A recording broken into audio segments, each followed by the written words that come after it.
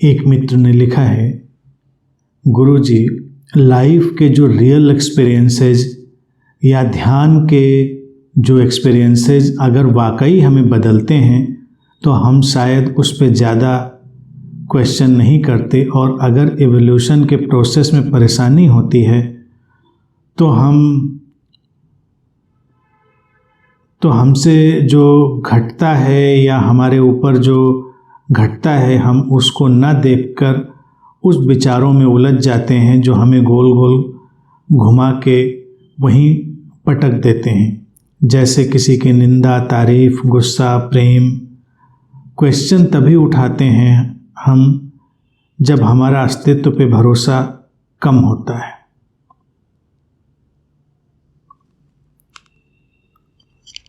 मैं समझता हूँ प्रश्न में जो बात पूछने की कोशिश है वो यही है कि एक तो अस्तित्व पे भरोसा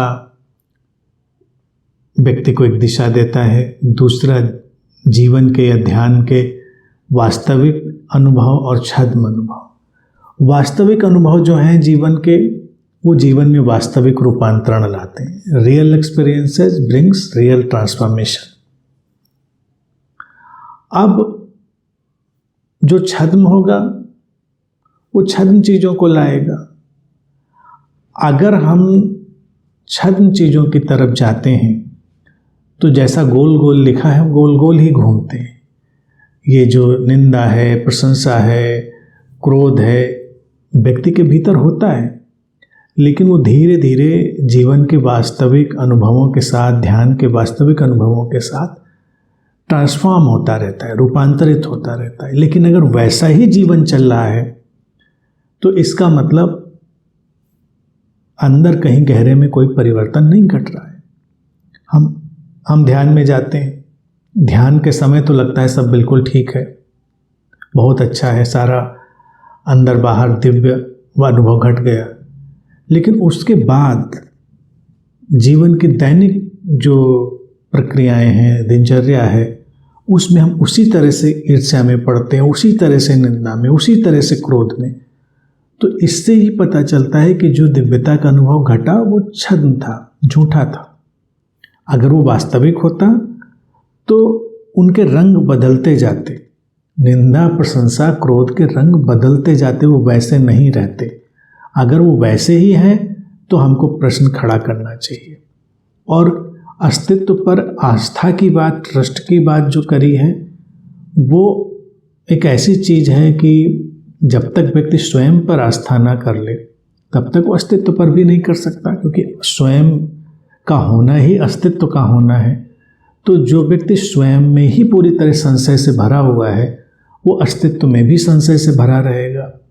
जो व्यक्ति स्वयं के नज़दीक आकर स्वयं पे आस्था कर पा रहा है वो अस्तित्व पर भी आस्था कर पाएगा, क्योंकि अस्तित्व का दर्शन उसको कहाँ मिलेगा? अस्तित्व का दर्शन उसको स्वयं के भीतर ही तो मिलेगा, कहीं बाहर तो मिलना नहीं है। वो जो परम सत्ता है, स्रोत है, जिसे हम अस्तित्व कहते हैं, बीइंग कहते हैं, समग्रता कहते हैं, परमात्मा कहते हैं, तो वो हमारे भीतर ही उसका दर्शन हमको मिलना है। अब वहाँ पर अगर हम एक व्यवस्था देखते हैं, एक प्रामाणिकता देखते हैं, बदलाव का सारा वातावरण, क्षमता और बदलाव के घटनाक्रम देखते हैं, तो वही अस्तित्व में भी हम देखते हैं। हमारा जीवन मूल रूप में हमारी ही प्रतिध्वनि होता है। जो अंतरतम है वही हमारा बाहरी जीवन बन जाता है। तो इसलिए बाहर की किसी चीज़ की तलाश या बाहर किसी भावना पर हमको जाने के बजाय अपने अंदर ही विश्लेषण करना है। तो मैं ये नहीं कहूँगा कि अस्तित्व पर आस्था रखो, मैं तो यही कहूँगा कि स्वयं पर आस्था रखो। तुम्हारे भीतर अनंत संभावनाएं हैं जिनको बदला जा सकता है। और ध्यान के वास्तविक अनुभव कैसे पहचानेंगे? कि जीवन की जितनी हमारी नकारात्मक वृत्तियां हैं उनको धीरे धीरे करके वो रूपांतरित करें। जैसे धूप में हम कोई ऐसी तस्वीर रख दें जिसमें कुछ रंग उड़ने वाले लगे हों, गायब होने वाले, वो धीरे धीरे रंग गायब हो जाते हैं, धीमे पड़ने लगते हैं। तमाम कपड़ों के रंग उड़ जाते हैं, देखा ना। लेकिन अगर पक्के रंग होते हैं कई बार तो नहीं उड़ते।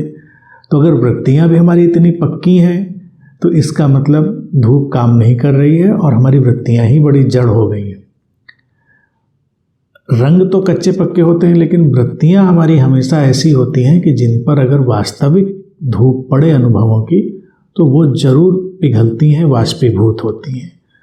तो अगर उनके रंग बदल नहीं रहे हैं, यानी कि धीमे नहीं पड़ रहे हैं, मध्यम नहीं पड़ रहे हैं, तो यही जानना चाहिए कि अभी वास्तविक अनुभवों से हमारा सामना नहीं हुआ है।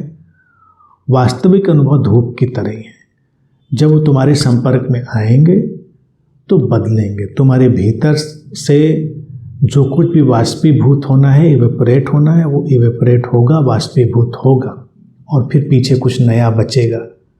तो इस ढंग से ही हम देख पाएंगे कि अनुभव वास्तविक है या छल।